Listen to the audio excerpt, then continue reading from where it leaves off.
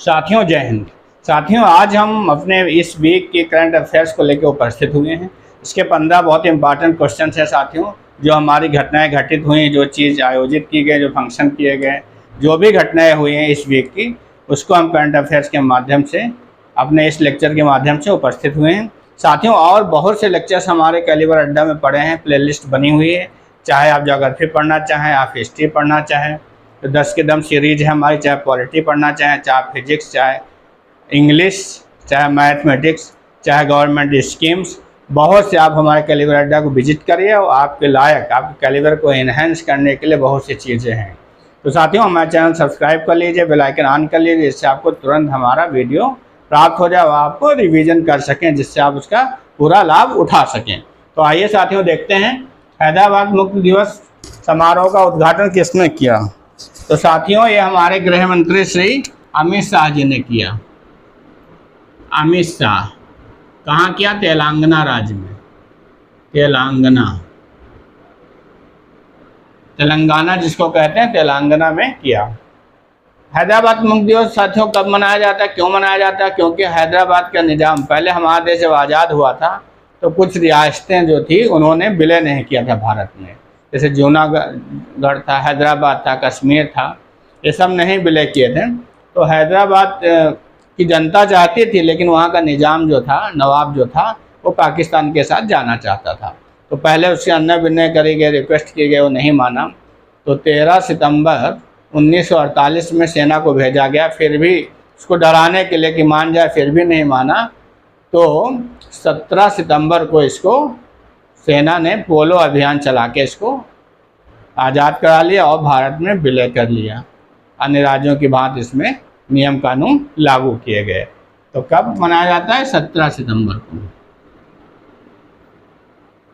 17 सितंबर 2022 में मनाया गया। और कब से मनाया, कब इसका हुआ था? ये आज़ाद हुआ था हमारा 17 सितंबर 1948 में, इसका विलय किया गया था। यूएई के रोवर मिशन राशि 2 में कौन सा देश साझेदार बना? तो मार्स का मिशन है, मार्स पे जाने के लिए। तो क्या किसने किया, कौन साझेदार बना है दोस्तों? तो चाइना इसका स्ट्रेटजी साझेदार बना है। इसको कंट्रोल करने के लिए, डाटा ट्रांसमिशन के लिए, डाटा कंट्रोल सब में कौन करेगा? चाइना इसकी हेल्प करेगा। तो चाइना, तो बहुत इंपॉर्टेंट क्वेश्चन है। राशि 2 इसका यूएई का रोवर मिशन है, मार्स का रोवर है मिशन। मार्स जाने का कब तक है इसका प्लान? 226 तक जाने का प्लान है, लॉन्च करने का। MI यूएई का मुख्य कोच कौन बनाया गया दोस्तों? तो MI मुंबई इंडियंस है, जो हमारे IPL की 5 बार की खिताब विजेता है। इसका मुख्य कोच किसको बनाया गया है? Shane bond. शेन बॉन्ड कौन है? न्यूजीलैंड के हमारे पेसर हैं, फास्ट बॉलर रहे हैं शेन बॉन्ड, इनको बनाया गया है। मुंबई इंडियंस ने कि अपनी 2 फ्रेंचाइजी डाली हैं दोस्तों, खोली हैं। एक संयुक्त अरब अमीरात यूएई, दूसरा Mumbai Indians Cape Town Africa में। तो इसकी 2 फ्रेंचाइजी बनाई गई। तो इसमें MI यूएई का कोच किसको बनाएगा? शेन बॉन्ड, जो फास्ट बॉलर रहे हैं हमारे, बहुत ही दिग्गज खिलाड़ी न्यूजीलैंड के। कौन सी राज्य सरकार ने पोर्टेबल उपकरण सांस का प्रयोग करने को कहा है? तो सांस क्या है आपका? तो सांस ये बच्चों को मौतों से बचाने के लिए एक क्या है? असम सरकार ने किया है इसका, असम सरकार ने। तो सांस हमारा socially awareness and action to neutralise pneumonia successfully. अब आपका ये हो गया। मून लाइटिंग क्या है दोस्तों? तो मून लाइटिंग हमारा नियमित रोजगार के साथ दूसरा अगर आप रोजगार करते हैं तो इसको हम मून लाइटिंग उसको कहा जाता है। किसी नियमित रोजगार के साथ, नियमित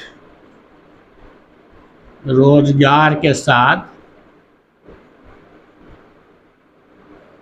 अन्य रोजगार करना। कहते हैं कि विप्रो कंपनी ने अपने बहुत से ऐसे एम्प्लॉयों को पकड़ा है जो है 9 से, जैसे उसे टाइमिंग जो 9 से 5 वहाँ करते थे, बाकी टाइम में वही IT टूल्स का यूज करके दूसरी जगह से भी पैसा उठा रहे थे, फंड कट रहे थे, PF कट रही थी। तो PF कटने से वो पकड़ में आ गए, तो इसे मून लाइटिंग कहते हैं दोस्तों। किस राज्य की विधानसभा में महिला विधेयकों को एक दिन के लिए आरक्षित किया गया? एक दिन महिला विधेयकों के लिए एक दिन आरक्षित किया गया, वो यूपी में, यूपी विधानसभा ने ऐसा किया है। लोक मंथन के तीसरे संस्करण का उद्घाटन कहाँ हुआ है? ये हुआ है हमारा गुवाहाटी में, गुवाहाटी। किसने किया? हमारे राष्ट्रपति श्री जगदीप धनखड़ जी ने किया है। और ये तीसरा संस्करण है। इसमें क्या होता है दोस्तों, हमारे देश के संस्कृत का विमोचन होता है, पर्यावरण से लेकर जितने मुद्दे हैं हमारे सामाजिक सांस्कृतिक से रिलेटेड, उनको रखा जाता है, सुझाव दिए जाते हैं, जागरूकता फैलाई जाती है। पहली फ्लोटिंग प्रदर्शनी का उद्घाटन कहाँ किया गया दोस्तों? तो फ्लोटिंग कहाँ किया जाता है? लोकतक झील में, मणिपुर में, मणिपुर लोकतक झील, इम्फाल, इम्फाल में किया गया। किसने किया? आर.के. सिंह, विदेश राज्य मंत्री आर.के. सिंह ने इसका उद्घाटन किया। विदेश राज्य मंत्री श्री आर.के. सिंह ने किया, आर.के. सिंह।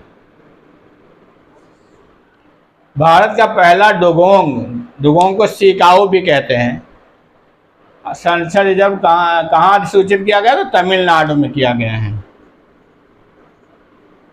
तमिलनाडु। सिकाऊ क्या है? ये डुगोंग क्या होती है? ये एक शाकाहारी स्तनपायी होती है जो मछली की तरीके दिखती है, इसे सिकाऊ भी कहा जाता है। समुद्री गाय, समुद्री गाय भी कहा जाता है। एडीबी ने भारत की जीडीपी वृद्धि दर 2022-23 कितनी रहने का अनुमान लगाया? 7%, 7%। पीएम केयर्स फंड का नया ट्रस्टी कौन ने किया गया है? रतन टाटा जी को। साथियों, ये क्या हुआ? PM cares fund corona period में 2020 में इसकी स्थापना की गई थी। इसमें क्या था? इसमें इस समय 10,000 करोड़ रुपए का जो है फंड इस समय है, एकत्रित है, जिसमें लगभग 4300 करोड़ का खर्चा किया जा चुका है। जो हमारे कोरोना पीड़ित थे उनके बच्चों की शिक्षा के लिए, बच्चों को अच्छी शिक्षा दिलाने के लिए और उनको कंपनसेशन के लिए लगभग 4300 करोड़ रुपए खर्च किया जा चुका था। तो सभी लोग क्या कहते थे? इसमें पहले कौन कौन सदस्य थे? इसमें हमारे गृह मंत्री थे सदस्य, और हमारे वित्त मंत्री सदस्य थे, और रक्षा मंत्री सदस्य थे। तो लेकिन सरकार इसको आरटीआई के माध्यम से इसका डिटेल नहीं देती थी, कहते क्योंकि ये सरकारी संस्था नहीं, जबकि सरकारी लोग इसमें इन्वॉल्व थे। इसलिए इसको दूर करने के लिए पीएम मोदी जी ने एक ट्रस्टफुल आदमी को, रतन टाटा जी को, इसका ट्रस्टी नियुक्त किया है।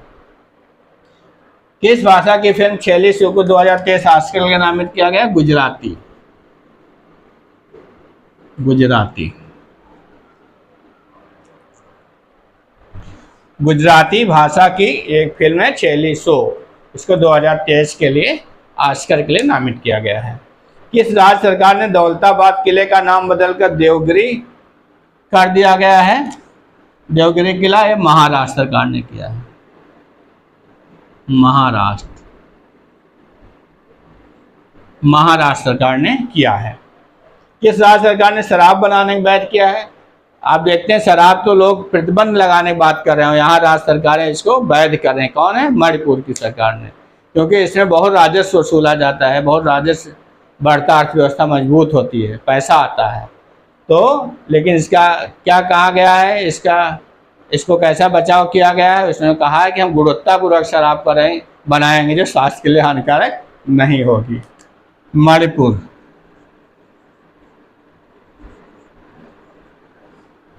स्केल ऐप क्या है दोस्तों? तो ये स्किल ऐप है, एक प्रकार का स्केल।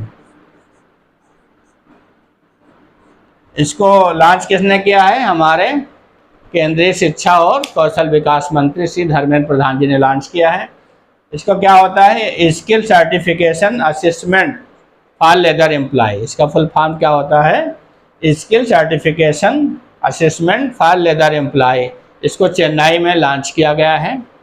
किसने लॉन्च किया है? हमारे केंद्रीय शिक्षा एवं कौशल विकास मंत्री श्री धर्मेंद्र प्रधान जी ने। इसका मतलब क्या होता है? Skill certification assessment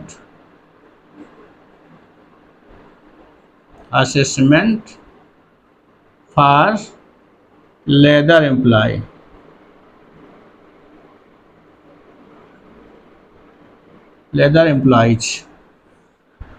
leather employees के लिए उनको स्किल करने के लिए एक ऐप लॉन्च किया गया है जो इन्हेंस करेगा उनके स्किल्स को।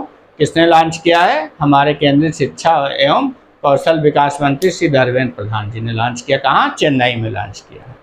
तो दोस्तों ये रहे हमारे 15 इस पूरे हफ्ते के जो करंट अफेयर, जो इम्पॉर्टेंट करंट अफेयर्स है उसके क्वेश्चंस।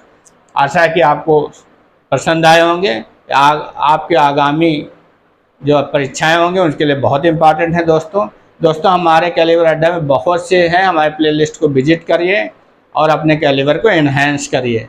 दोस्तों खुश रहिए, मस्त रहिए, ऐसे लगे रहिए, आपको सफलता जरूर मिलेगी। आप सफल होइए। जय हिंद दोस्तों।